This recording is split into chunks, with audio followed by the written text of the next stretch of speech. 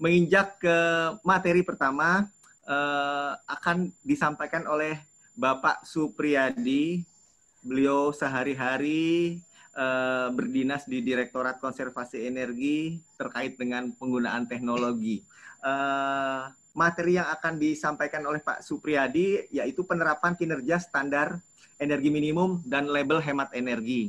Tentunya apa itu scam energi minimum, lalu juga apa itu label, yang pastinya bukan label-label lain ya selain label di peralatan listrik.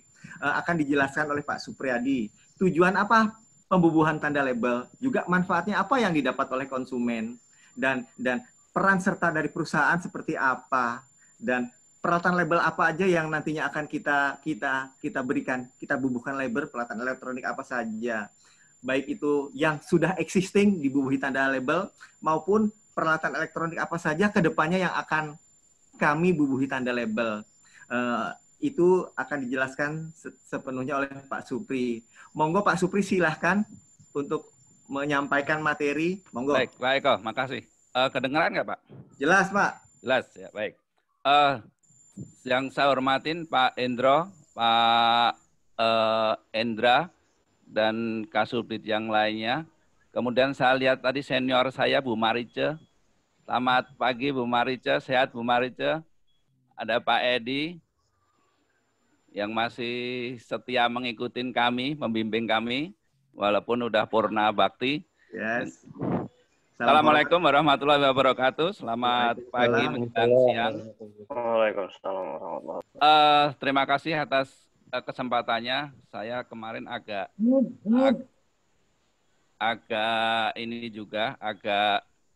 interest juga pada saat dihubungkan dengan di saat new normal gitu.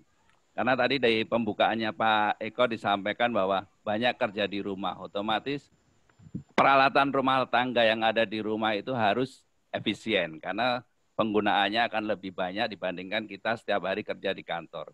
Makanya nanti akan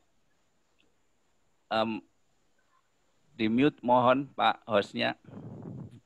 Jadi nanti akan coba kita jelaskan, akan kita akan kita paparkan rencana kita apa sih, rencana dari konservasi.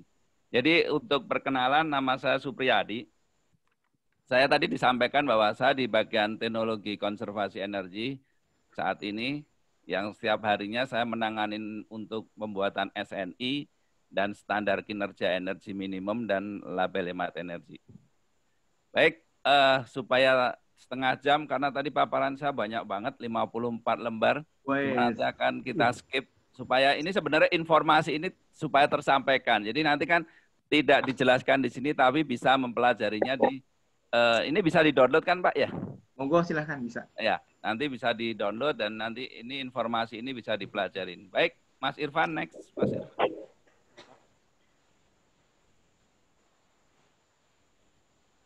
Jadi kalau kita lihat dari daftar isinya nanti adalah kita akan coba jelaskan seperti apa sih kondisi energi nasional sekarang, kemudian regulasi konservasi energi yang sudah dan nanti akan kita lakukan, kemudian strategi pelaksanaan konservasi energi, kemudian penerapan skema itu sendiri, kemudian status pelaksanaan yang sudah dilakukan sekarang, sampai ke tantangan. Jadi apa tantangannya dengan pelaksanaan? Baru kita tadi dijelaskan baru 2 ya, baru ada 2 dan itu tantangannya cukup lumayan banyak karena di lapangan itu tidak seperti yang kita bayangkan. Terutama banyaknya pelabuhan-pelabuhan yang dalam tanda kutip black market. Baik, next.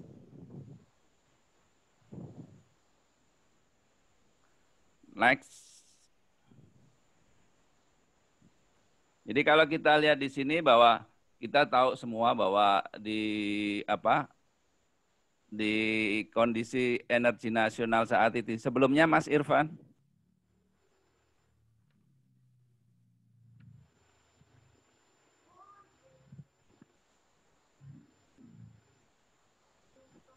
Nah, kalau kita melihat konsumsi energi final kita itu selalu dalam kondisi trennya naik. Kemudian kalau kita lihat bauran energi per sektor industri, transportasi tinggi, kemudian sektor rumah tangga menduduki peringkat 3 dari sisi energi. Tapi kalau kita lihat dari sisi listriknya, sebenarnya sektor rumah tangga itu cukup tinggi. Karena memang rumah tangga tidak menggunakan energi lain selain listrik, kecuali LPG. Next.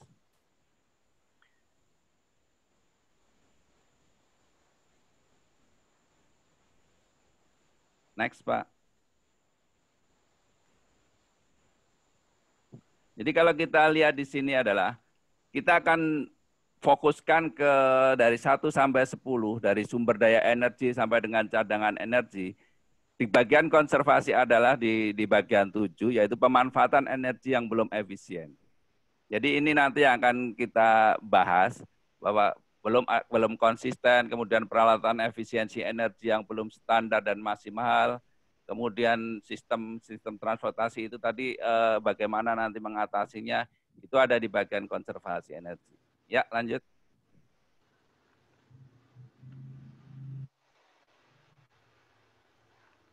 Ya. Jadi kalau kita bicara kalau kita bicara masalah regulasi konservasi energi, sebenarnya kita sudah ada dari tahun 1982, di mana Inpres nomor 9 tahun 92 tentang konservasi energi.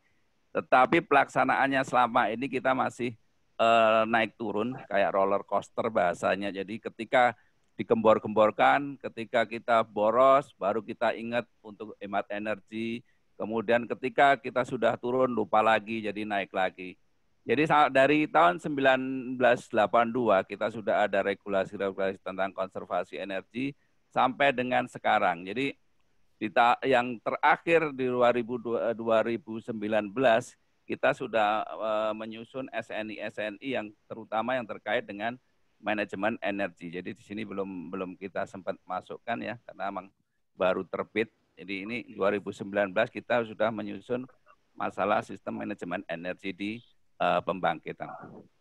Next.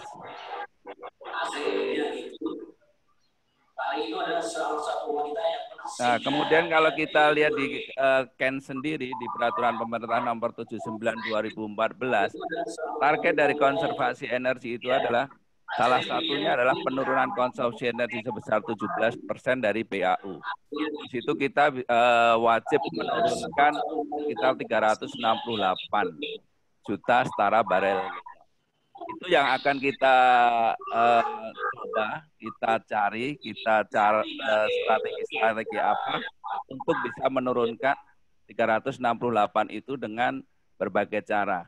Karena ada berbagai sektor, nanti akan kita lihat strategi semacam apa yang akan kita lakukan. Next.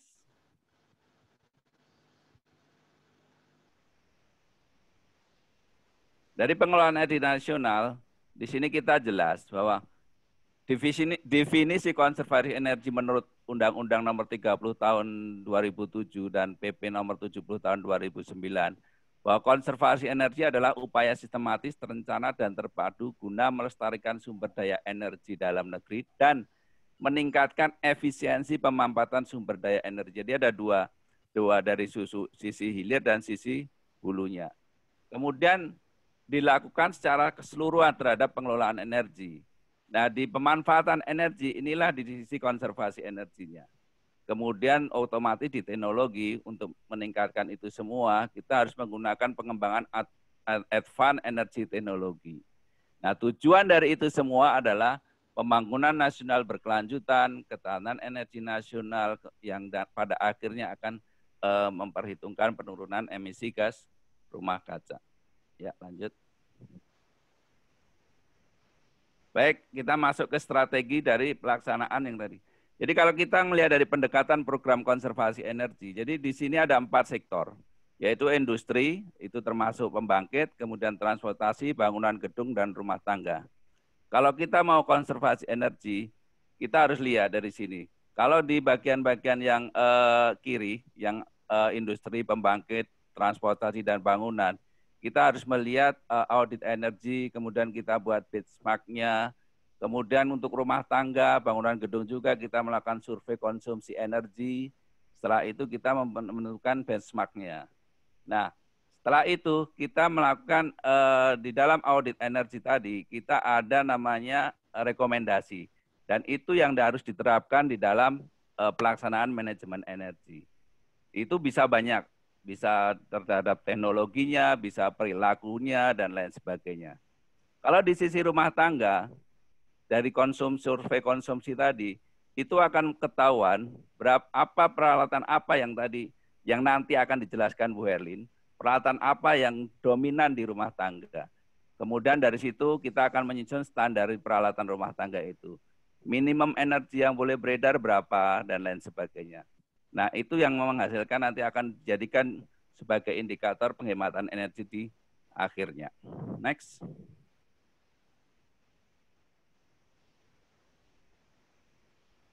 Kalau kita lihat potensi energi, hasil survei audit yang dilakukan dari zaman Bu Marice dulu ini digabungkan dengan beberapa kegiatan-kegiatan dari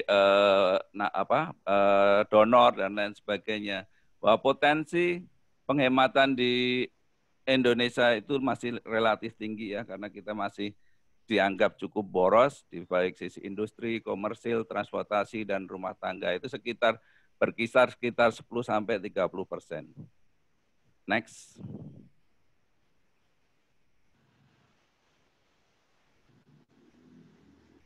Next.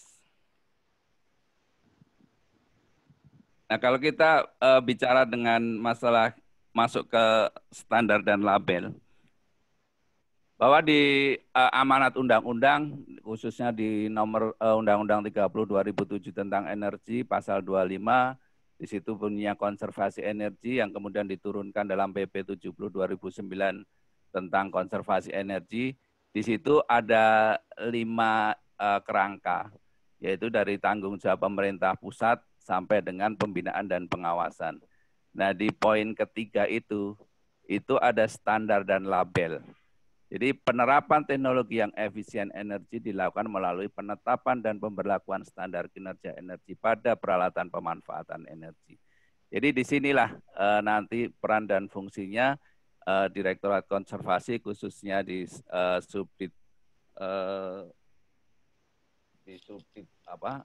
teknologi, untuk menyusun standar dan spesifikasi peralatan yang boleh beredar di Indonesia.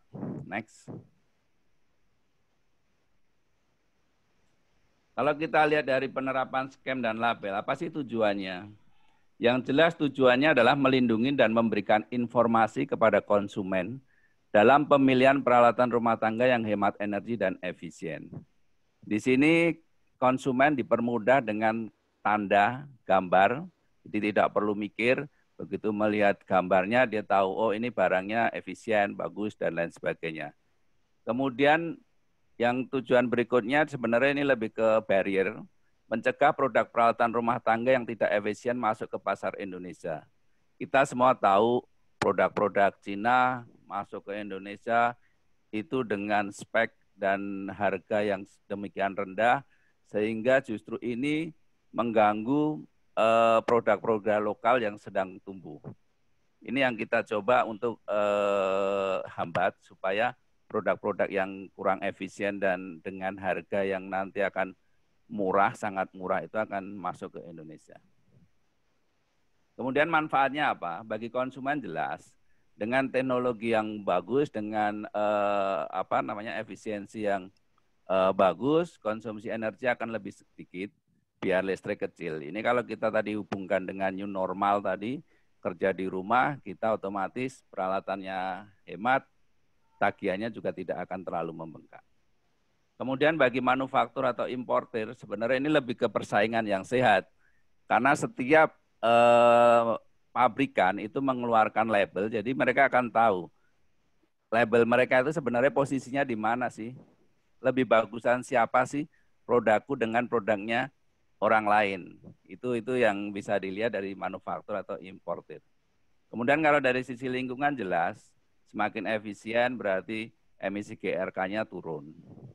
Kemudian dari negara, ketahanan energi, mengurangi pengurusan sumber daya energi, dan lain-lain. Next. Nah, ini adalah tanda labelnya, standar peralatannya, labelisasi pada pemanfaatan energi. Jadi label ini yang nanti akan diterapkan di peralatan-peralatan rumah tangga. Dan nanti mungkin juga akan berkembang ke peralatan-peralatan industri yang cukup banyak seperti motor dan lain sebagainya.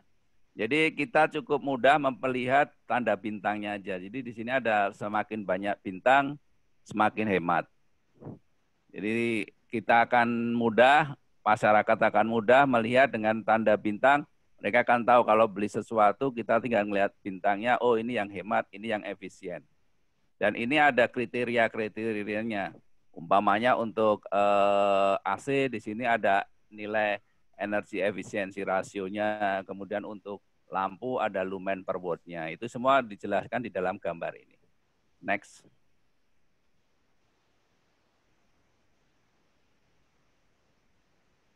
Jadi kalau kita lihat tadi di situ ada namanya SCAM, tadi disebutkan Pak Endro, bahwa SCAM itu sebenarnya adalah standar kinerja energi minimum. Kalau orang bule biasanya bilangnya MAPS, Minimum Energy Performance, adalah spesifikasi yang memuat sejumlah persyaratan kinerja energi minimum pada kondisi tertentu yang secara efektif dimaksudkan untuk membatasi jumlah konsumsi energi maksimum. Jadi ini untuk membatasi berapa sih jumlah energi minimum yang maksimum yang boleh diedarkan di Indonesia. Umpamanya, kami ambil contohnya gampangannya gini, rice cooker, kalau yang di atas 50 watt nggak boleh. Nah, itu gambaran kasarnya. Tapi itu ada memerlukan pengujian-pengujian yang kita tentukan di dalam rapat-rapat dengan stakeholder. Kemudian label tanda hemat energi. Jadi label tanda hemat energi ini sebagai label komparatif. Jadi ini membandingkan satu produk dengan produk yang lainnya, mana yang lebih hemat. Jadi satu produk, satu jenis itu bisa mempunyai dua label yang berbeda, bintang 3 dan bintang 4. Berarti yang bintang 3 lebih kurang bagus ya, berarti lebih bagus bintang 4. Seperti itu untuk yang ini. Next.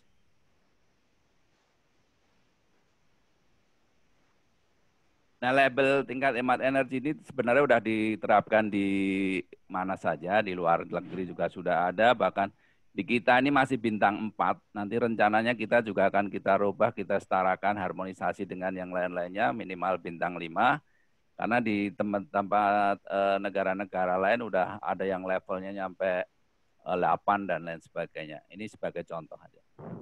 Lanjut.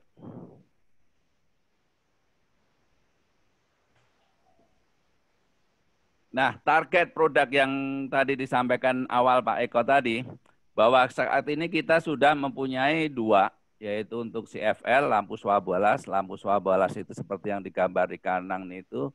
Kemudian AC, pengkondisi udara, ini AC split ya, masih terbatas sampai 3 PK. Kemudian rencana ke depannya adalah sekarang sedang proses, yaitu ada kulkas, kemudian rice cooker, kemudian fan, elektrik motor untuk industri, LED, lampu, kemudian setrika, TV, washing machine, water pump, dan dispenser. Ini sekarang sedang proses semua. Kita sedang menunggu batang tubuh permennya. Kalau batang tubuh permennya sudah ditandatanganin Pak Menteri, otomatis nanti lampiran semacam lampiran surat keputusan menterinya akan segera langsung menyusul. Jadi satu peraturan menteri yang akan menaungin peralatan-peralatan yang sedemikian banyak. Jadi kita akan mencoba satu permen, nanti di bawahnya tinggal masukkan lampiran semacam lampiran, tapi di dalam bentuk surat keputusan. Dan kemudian kita juga akan mencoba untuk yang industri. Nah, ini adalah hasil dari KLAPS, nanti yang Bu Herlin yang akan menjelaskan secara detail bahwa apa yang sudah kita lakukan kerjasama dengan KLAPS ini membuktikan bahwa ternyata peralatan rumah tangga yang besar itu adalah rice cooker, kemudian kulkas, kemudian lampu, TV, dan lain sebagainya. Nanti Bu Herlin akan menjelaskan. Nah, ini bisa juga dikarenakan ada 2 kemungkinan. Yang pertama teknologi dan kedua emang awareness tadi, kebiasaan. Sebagai contoh rice cooker. Rice cooker masyarakat masaknya paling 15 menit, tapi warmingnya bisa 24 jam. Gitu. Jadi itu yang perlu juga ditingkatkan selain dari teknologinya, awareness-nya. Lanjut.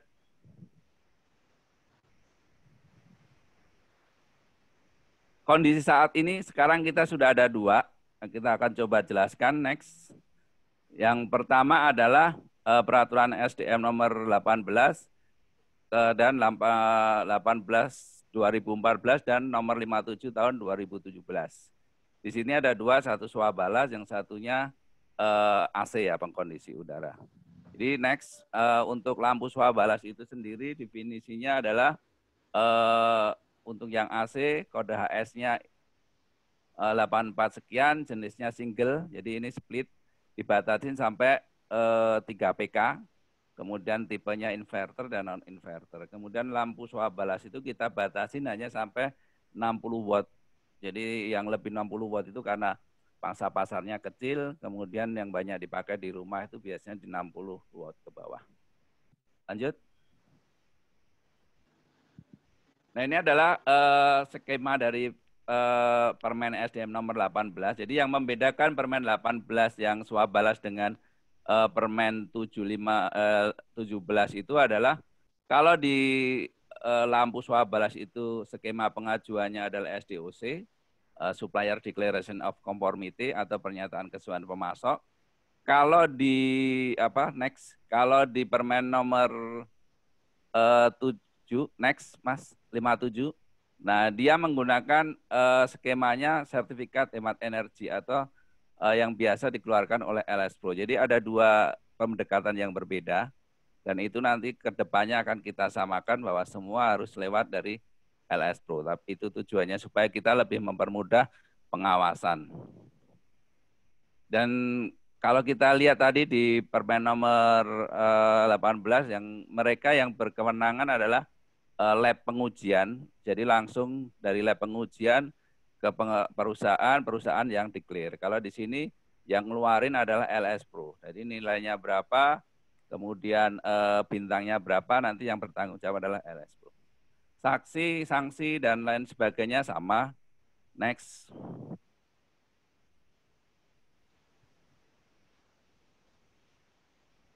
Nah ini adalah alur. Kalau tadi di di lampu swabalas, jadi dia langsung ini di AC, dia pakai sertifikat hemat energi karena menggunakan lembaga sertifikasi. Next. Kemudian di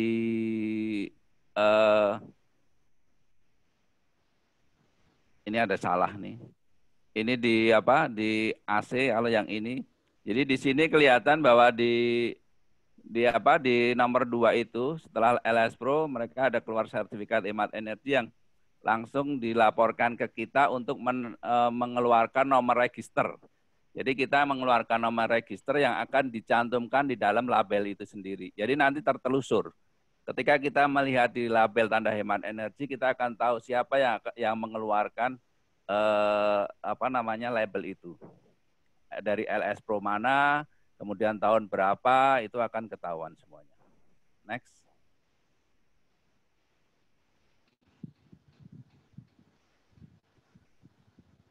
Nah, di dalam masa COVID ini, kita sekarang sudah perizinan sudah kita alihkan ke online, jadi kita sudah tidak pernah bertatap muka, walaupun memang ada sedikit sering masalah, tapi sudah kita sedikit atasin bahwa sekarang semua udah online.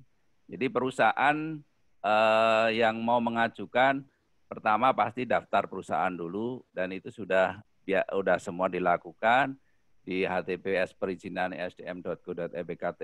Nanti di situ akan ada petunjuknya sampai nanti di dalamnya itu akan ada arahan-arahan kemana mereka. Jadi mereka harus masukin profil perusahaan, pilih perizinannya, syarat-syaratnya apa, kemudian nanti kita verifikasi, nanti akan disetujuin sama Pak Dirjen, kemudian baru terbit izin untuk pencantuman label itu.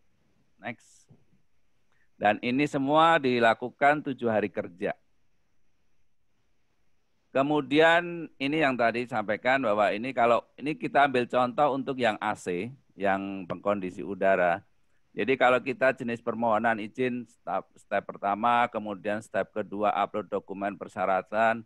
Kalau untuk pengajuan baru ada 3 dan 4. Kemudian kalau ada dia perpanjangan, dia cuma menambah 1 yaitu surat izin yang sudah mau expired itu dilampirkan. Kemudian untuk yang isi data permohonan ini yang banyak salah di data teknis AC. Biasanya produsen atau importer itu sering salah di pengisian data teknik AC. Next, Mas Irfan, coba kita jelaskan. Nah, di sini ada contoh pengisian AC. Mungkin karena tadi ada beberapa dari produsen dan importer AC ya. Jadi di dalam pengisian itu mereka rata-rata salah mengisi di dalam kapasitas pendinginan dan daya. Kapasitas pendinginan biasanya mereka yang mereka declare, bukan mereka yang diuji. Jadi di sini yang dimaksud kapasitas pendinginan dan daya ini adalah daya kapasitas pendinginan dan daya teruji. Jadi ini hasil dari pengujian. Karena memang yang harus di declare ke masyarakat itu sebenarnya berapa yang aslinya. Oke, next. Ini adalah kriteria label tambah hemat energi yang sudah dilakukan untuk lampu dan AC. Jadi untuk lampu nilai efikasinya dibagi ada 2, ada yang di bawah 4.400 Kelvin kalorinya dan di atas 4.400. Kemudian dibagi watt, kelompok-kelompok dikurang dari 8 watt, 8 sampai sekian dan seterusnya. Di situ ada bintang-bintangnya. Nah, ini semua nanti akan kita revisi. Karena ini kan kalau kita baca di satu bintang itu kan kurang dari 3-4, itu berarti 0 aja dapat 1 bintang, kan nggak make sense juga. Itu yang akan kita revisi untuk menentukan nilai minimumnya. Itu yang kita sudah diskusi dengan teman-teman di manufaktur, dan insya Allah setelah nanti tahun ini juga bisa terbit. Kemudian untuk yang label hemat energi khusus yang AC, itu kita ada 4 bintang, tetapi untuk bintang 1 itu sudah pass out. Jadi kita sudah tidak boleh mengedarkan AC yang berbintang 1, itu sudah di 2 tahun yang lalu. Kemudian nanti di Agustus 2020 ini, mulai 1 Agustus 2020, yang boleh beredar minimal bintang 3 dan bintang 4. Jadi nanti bintang 1 dan 2 sudah dianggap tidak layak untuk dijual karena dianggap boros. Itu yang akan kita lakukan. Dan mungkin ini di revisi berikutnya akan kita rubah lagi menjadi perhitungan secara SPF. Tadi hampir sama, cuma hanya beda perhitungannya aja. Next. Status sekarang saat ini adalah kalau kita lihat di lampu swabalas bahwa ternyata Indonesia ini adalah negara importir. Karena apa? Kalau kita lihat kita pangsa pasar kita sedemikian besar, tapi kalau kita lihat bahwa pangsa pasar ini hanya diambil kuenya 12% oleh produsen dalam negeri. Jadi sangat kecil, dan ini yang perlu kita perlu kerjasama dengan Kementerian Perindustrian juga untuk bisa meningkatkan share dari lokal manufaktur. Kemudian kalau kita lihat di sebaran lampunya, rata-rata sekarang sudah mulai banyak bintang 4, jadi cukup bagus. Jadi nanti akan kita coba untuk meningkatkan bintang 1-nya itu kita meningkatkan. Jadi minimal bintang 1 itu bisa kita hapus supaya range-nya juga akan semakin meningkat. Dan untuk penghematan yang sudah bisa kita kita capai dengan labelisasi itu totalnya sekitar 18.208 gigawatt hour. Ini yang dihitung dari teman-teman di lampu ya. Kemudian jumlah perusahaan lampu yang ada di Indonesia ini baik importer maupun produsen sekitar 32 dan ternyata hanya 6 produsen yang benar-benar produsen ya, dalam artian dia punya pabrik, dia nggak cuma atas nama pabrik ruko gitu ya, tapi dia benar-benar punya pabrik dan lain sebagainya. Itu ada 6. Itu yang perlu kita tingkatkan, padahal dulu banyak ini. Next. Untuk label AC, untuk AC sendiri bahwa saat ini yang masuk ke perizinan itu ada 935 family. Dan untuk produk dalam negeri sendiri kita hanya sebatas 16%. Itu yang perlu tadi disampaikan bahwa Indonesia itu pangsa pasarnya tinggi, tapi ternyata dikuasain oleh impor. Nah ini yang kita coba, nanti akan kita coba bagaimana supaya barrier-nya itu bisa memindahkan pabrik ataupun lokal-lokalnya tumbuh. Salah satunya yang kita coba itu adalah pertama adalah memaksa untuk pengujiannya di Indonesia. Itu akan mengurangi minimal mereka akan agak kesulitan dikit untuk menguji.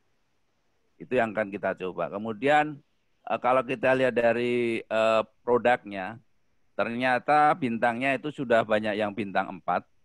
Jadi malah sekitar 83%, makanya ini yang akan kita naikkan kriterianya. Jadi bintang 1, 2 sudah akan kita hapus, kemudian bintang 3 nanti akan kita jadikan bintang 1. Kemudian kalau dari teknologinya, ternyata inverter itu baru masih kecil, sekitar 40%, itu dari sisi family. Tapi kalau dari sisi market pasarnya itu baru 20% aja. Next. Kemudian kalau kita lihat perusahaannya, produsen di Indonesia itu ada 10, tapi ini juga masih dalam artian perakit ya. Kemudian importer 38, produsen dan importin 1. Jadi dia baik produsen memproduksi merakit di sini dan langsung mengimpor itu. Jadi ada beberapa dulu yang gulung tikar juga, akhirnya sekarang jadi importer doang. Kemudian LS Pro yang sekarang ada, kita ada 6. Yang baru PT Qualis dan B4T Bandung belum dapat laporannya. Jadi selama ini yang banyak adalah keluaran dari LS Pro to Friendland. Jadi itu yang bisa kami sampaikan. Next. Ini adalah gambaran dari poin posisi bintang-bintang atau posisi AC yang ada di Indonesia, bahwa ternyata di kita itu sebenarnya kalau kita batasin di bintang 4 itu kita sudah masuk banyakan di situ. Yang merah itu adalah yang lokal, yang biru adalah yang impor. Jadi kita tidak, sebenarnya kita sudah bisa meningkatkan, dan saat ini kita sudah meningkatkan dari 1 ke 2 dan next-nya ke 3. Jadi emang banyak beberapa yang kepotong, itulah yang nanti akan kita hitung berapa penghematan energinya. Next.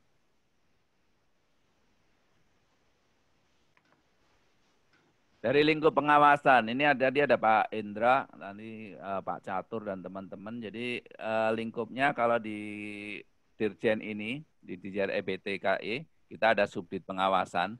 Jadi yang kita awasin adalah kepemilikan izin dan kesesuaian tanda. Kemudian kalau Kementerian Perdagangan, karena dia ada Direktorat Peredaran Barang dan Jasa, dia selalu melakukan pengecekan terhadap labelnya. Jadi begitu tidak ada label, mereka akan menarik barang itu sesuai dengan peraturan perundangan yang ada. Next. Nah, ini adalah yang dilakukan oleh teman-teman di bagian pengawasan. Jadi pengawasan mereka melakukan sampling di pasar di seluruh Indonesia, baik di retail maupun di pasar-pasar biasa. Kemudian mereka membawa ke lab pengujian, kemudian diverifikasi, disesuaikan dengan yang ada di label. Nah, kemudian kalau dia sesuai, berarti jalan terus selesai. Kemudian kalau dia ada perbedaan yang signifikan, teman-teman akan mengirim surat klarifikasi ke produsen. Kenapa ini berbeda? Apakah karena barangnya udah kelamaan di di gudang atau apapun juga. Jadi nanti ada klarifikasi yang akan dibalas, akan dijelaskan oleh produsen sendiri. Dan nanti akan kalau tidak selesai pasti akan uji ulang dan lain sebagainya. Ada panggilan-panggilan, surat dan lain sebagainya. Jadi pengawas reguler yang selama ini dilakukan tim pengawasan kita ditargetkan dilakukan di 50 kota. Kemudian tadi sampaikan lokasinya tidak hanya di retail besar, tapi bisa juga di toko-toko kecil. Kemudian untuk pengujiannya dilakukan di lokal, jadi untuk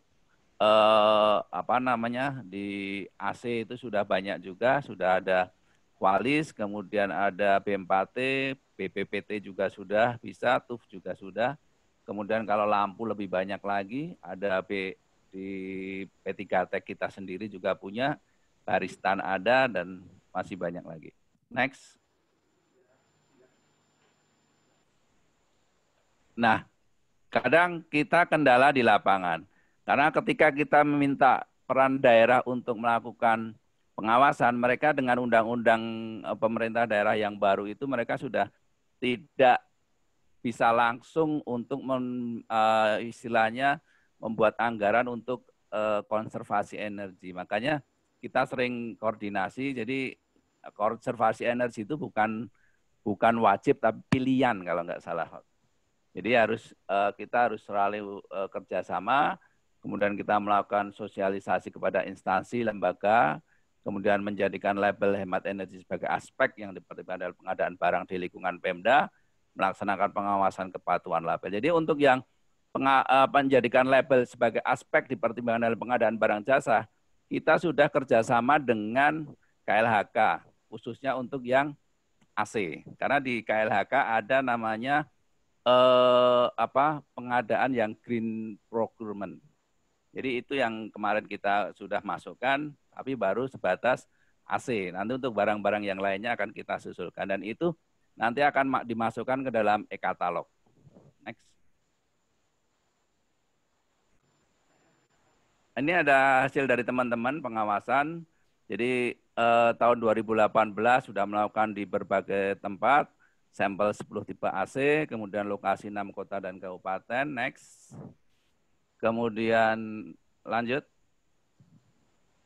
Kemudian 2019 sampelnya ada 18 tipe lampu, 7 tipe AC, 12 kota kabupaten. Lanjut. Nah, ini adalah salah satu contoh aja untuk yang lampu swabalas, bahwa kalau kita lihat di sini adalah ada perbedaan hasil pengujian pada saat uji petik dengan apa yang tertera di label. Jadi tetapi itu masih dalam masuk toleransinya. Jadi kalau dia masih dalam toleransi, berarti dia masih baik-baik aja, tidak perlu disuratin dan lain sebagainya. Jadi emang kemungkinan juga karena ini kan barangnya kecil, ini memang ada beberapa perbedaan-perbedaan yang ini juga diklarifikasi langsung ke produsen. Next.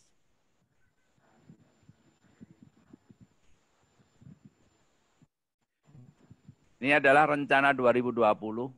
Ini jadi ada sampel sekitar, rencananya kita sudah menganggarkan untuk sampel 28 tipe lampu, kemudian 10 tipe AC yang akan dilakukan di 13 provinsi. Mudah-mudahan ini tidak terganggu dengan adanya COVID-19 ini. Lanjut. Laporan, jadi setiap manufaktur yang sudah mengajukan, importer maupun manufaktur yang sudah mengajukan izin scam, mereka wajib melaporkan ke kita berapa yang mereka jual, berapa mereka impor. Jadi itu yang sebagai database kita, supaya kita bisa menghitung berapa penghematan energi yang akan kita lakukan dan berapa pangsa pasar yang sudah terjual di Indonesia. Dan ini sekarang kita sedang menyusun pelaporan sistem online dan mudah-mudahan akan segera bisa tayang sehingga untuk dapat mempermudah dari perusahaan-perusahaan untuk melaporkan. Next. Target. Nah, ini yang target yang akan kita lakukan. Tadi kita sudah punya 2, dan sekarang kita sudah masuk ke Pak Dirjen, mudah-mudahan akan segera naik.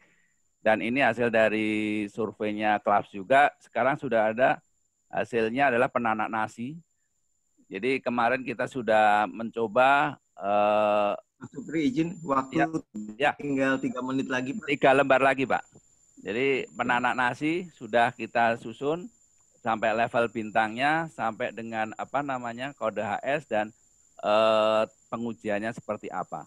Next. Kemudian berikutnya adalah lemari pendingin. Lemari pendingin juga sudah. Kemarin terakhir mau ada acara pelatihan untuk pengujian, tapi ternyata kalah duluan sama virusnya COVID. Ini juga sudah kita sepakatin berapa level bintangnya, kemudian kipas angin juga. Kemudian sebenarnya ada satu lagi, cuman ini belum masuk ya. Kipas angin setelah ini habis ya, Mas. Kipas angin sudah kita tentukan, dan akhirnya yang satu lagi adalah lampu, kemudian lampu LED juga sudah kita sepakatin, kemudian motor listrik, dan satu lagi AC yang menggunakan sistem CSPF. Dan terakhir adalah hambatan selama pelaksanaan itu adalah yang utama, hambatannya yang jelas database kita. Database kita, dan alhamdulillah kita dibantu oleh Klaps untuk menyusun survei end use dan market survei untuk produk, walaupun masih baru 3 produk, mudah-mudahan ke depannya kita bisa nambah lagi sehingga dengan database yang bagus, otomatis regulasi yang kita keluarkan juga akan lebih bagus. Kemudian laboratorium pengujian, ini baru terbatas, khususnya AC, karena memang investnya tinggi. Kemudian ini yang perlu di timnya Pak Hendro, rendahnya kesadaran pengetahuan konsumen mengenai peralatan hemat energi, itu harus tanpa bosan-bosan harus kita gaungkan terus, bahwa hemat energi itu adalah hemat biaya dan lain sebagainya. Kemudian bagaimana mereka memilih peralatan hemat energi, bagaimana mereka membeli, jangan hanya membeli barang yang murah, tetapi harus pertimbangkan bagaimana life cycle cost-nya untuk energinya dan lain sebagainya. Kemudian yang berikutnya belum adanya standar wajib. Nah ini kita sudah sudah kita cari solusinya. Kita sekarang sudah ada kontak khusus untuk SNI-nya. Jadi kita mudah-mudahan akan lebih cepat untuk SNI yang akan kita telurkan. Kemudian yang pasti adalah koordinasi antar instansi, khususnya di pengawasan, karena tahu sendiri Indonesia luasnya sedemikian luas, jadi barang-barang yang dalam artian black market itu banyak beredar di Indonesia. Itu yang jadi keluhan dari para lokal manufaktur. Saya pikir itu aja Pak Hendro, kurang lebihnya mohon maaf. Assalamualaikum warahmatullahi wabarakatuh.